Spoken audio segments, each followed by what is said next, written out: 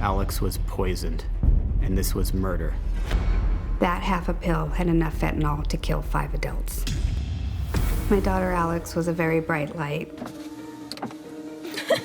Every time she walked in the room, her smile shined. She was special. Stop it. Alex suffered from insomnia, and they prescribed her benzos. In December 2019, Alex came home from school to spend Christmas with the family. She was happy and spent the entire day on December 22nd Christmas shopping with her mom. She was exhausted. She said goodnight and went to bed. The next morning, I went into her room, and I discovered she had died. My youngest daughter called me and said, "Dad, get home, Alex is dead." And I saw her slumped over in front of her makeup mirror. I had to compose myself. Hold on. I said to myself, this can't be real. The medics and sheriffs were at our home They discovered half a pill. and told us that Alex died of a drug overdose. Alex didn't die of an overdose. She didn't deserve to die.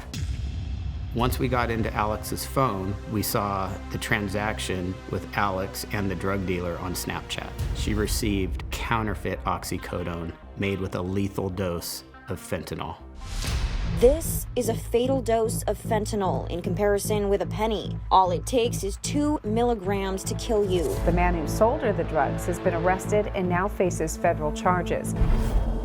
I relive Alex's death every day. The grief from that, it never leaves. Kids have no idea what they're getting on the internet. The DEA estimates 40% of pills being sold on the street are laced with fentanyl. This has robbed us of our daughter, but we can save someone else's child.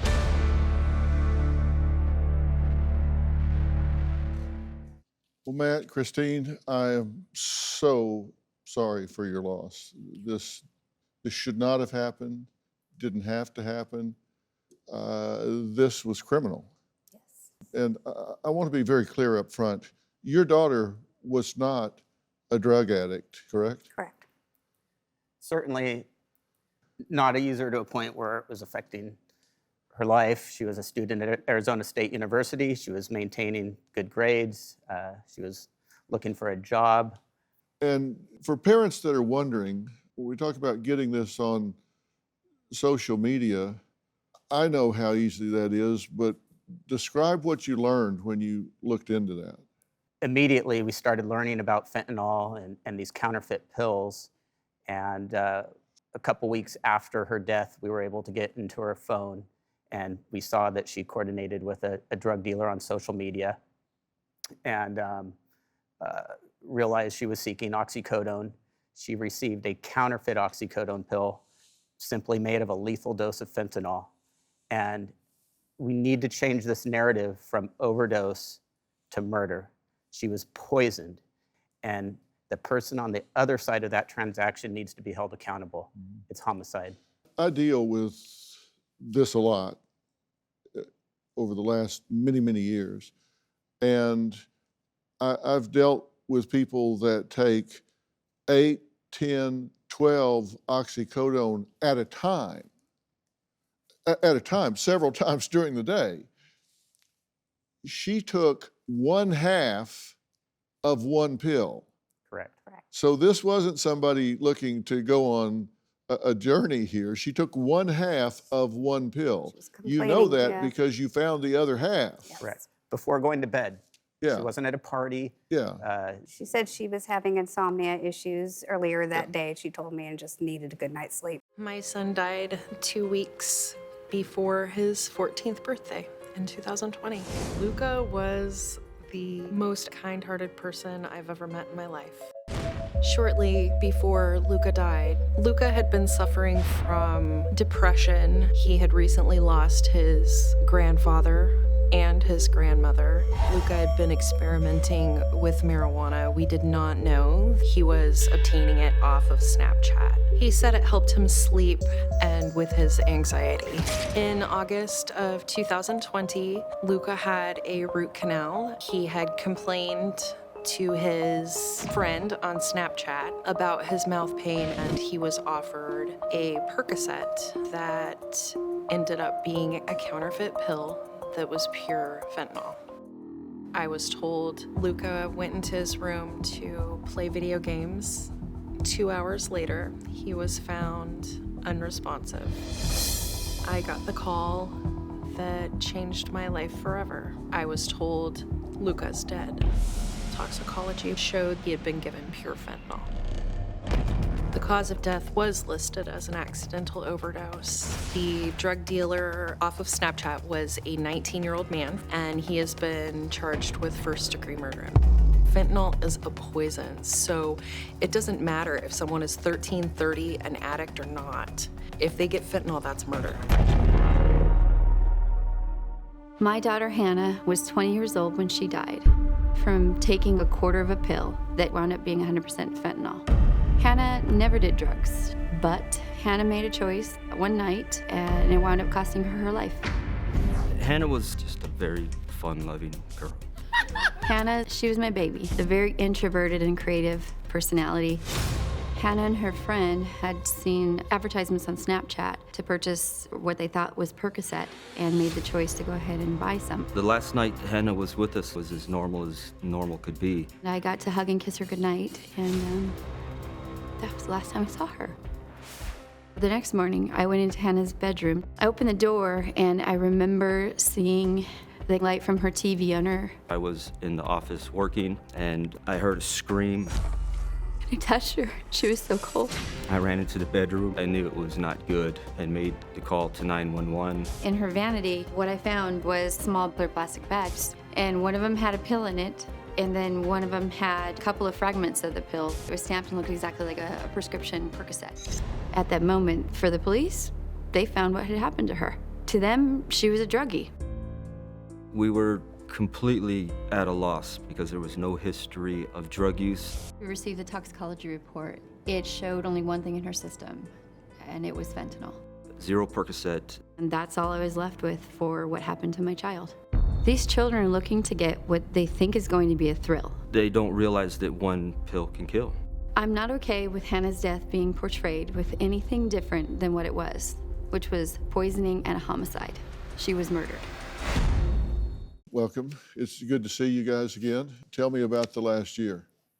It's a journey. The way that I describe it is that the pain of missing him and the loss doesn't go away, but the space in which it's held expands. And, we're all in the process of healing still. We just recently had, as you said, the anniversary of his passing, which Hard time. is a hard time, yeah. You've been listening to what we're talking about here and with these parents, and it tells us that not only is this continuing, it seems to be worsening. You estimate that there are between 80 and 90,000 dealers on social media?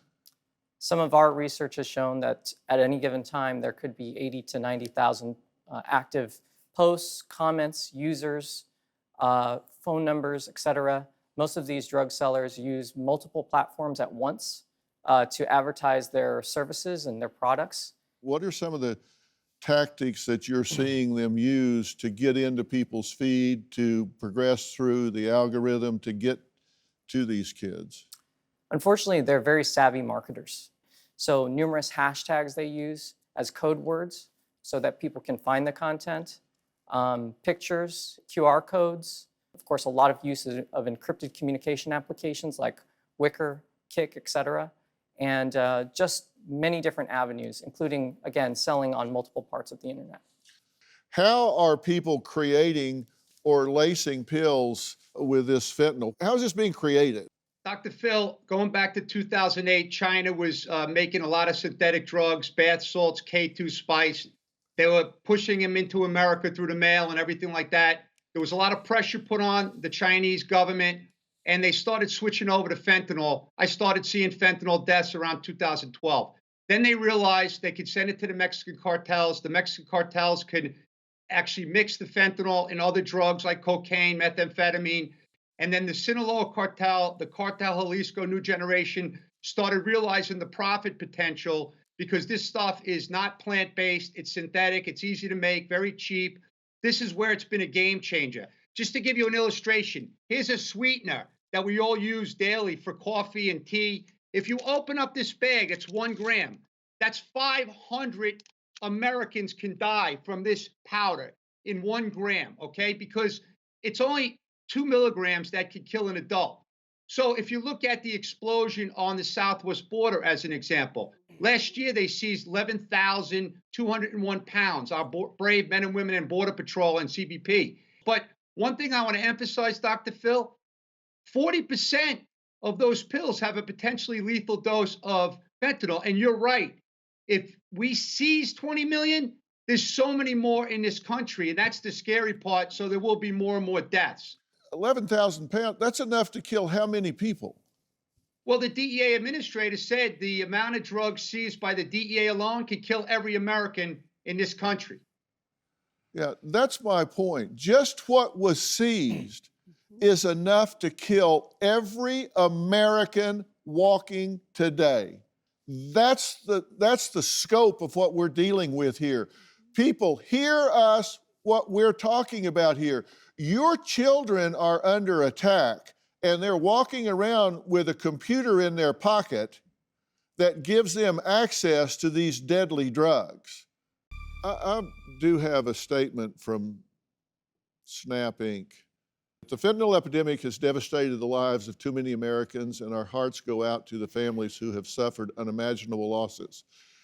We are outraged over how drug dealers have abused online platforms and are working tirelessly to eradicate them from Snapchat. We are committed to bringing every resource to bear to fight this national crisis, both on Snapchat and across the tech industry, and will be rolling out additional initiatives in coming months. So that's their statement. Let's talk about Alexandra's law. And what you're wanting to do is change things where these dealers can be held to account and not hide behind not knowing what was in the pills, right? That's correct. The reality is, although Amanda and us were fortunate that there may be some form of justice in our cases, the vast majority of people in our shoes will not get any justice. And that's because of our terrible state laws in California and other states that don't have drug-induced homicide statutes.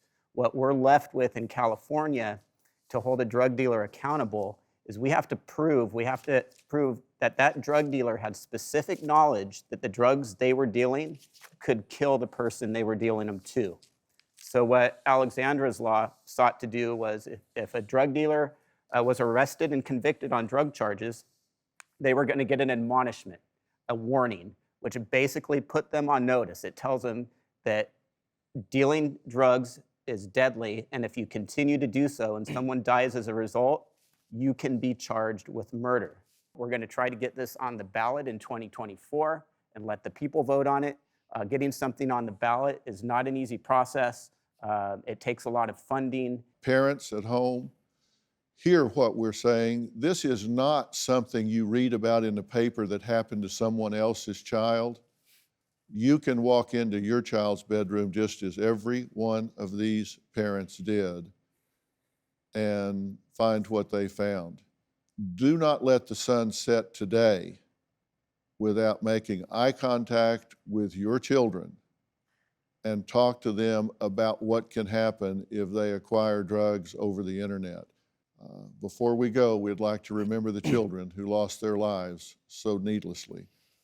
Our hearts go out to the parents here today.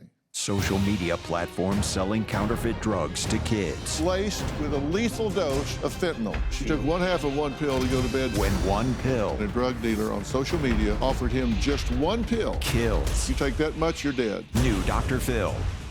Check your local listings. Do you have a story or a question for me? Click the link in the description and tell me what in the world is going on.